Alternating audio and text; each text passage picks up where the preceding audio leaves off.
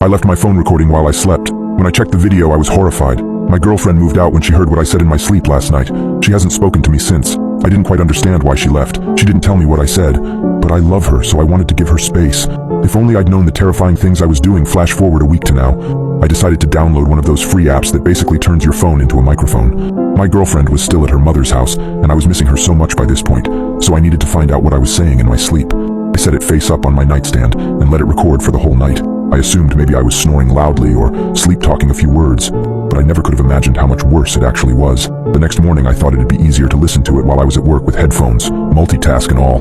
The first night was pretty boring. I got one of the free apps that doesn't record only when there's sound, it just records non-stop. But there was nothing on the first night, which was weird since my girlfriend said I was unbearably loud. So the second night I did the same thing, set it on my nightstand, listened to it at work, and after a lot of fast-forwarding, I found one spot where I was mumbling something totally incoherent.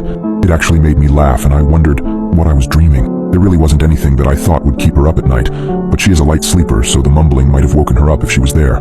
However, on the third night I actually hearing something. I decided I was tired of fast-forwarding all the time when playing back the recording, so I bought an app that only records when there's noise, and you can set the sensitivity that triggers recording. It was kind of neat, but I thought a little steep for the $5 that I paid for it. I didn't set the sensitivity quite low enough because all I got was some very faint mumbling again, smuthun in the beeth rule and silly stuff like that, although a little more frequent than the previous night.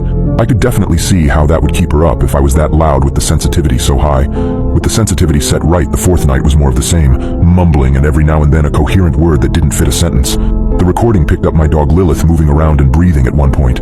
It made me chuckle that she's such a mouth breather, but again it was one more thing to keep my girlfriend awake. I texted her after that night to see how she was doing, and let her know I was recording myself at night so I could better understand why she has a hard time sleeping around me. "Hey sweetie, how have you been? How's your mom?" I asked her. She replied, "Hey Rylan, I've been good. She is good too." I texted again saying, "I just wanted to let you know I've been recording myself at night so I know why you haven't been able to sleep." But a whole 5 minutes went by with no response. She was replying instantly before.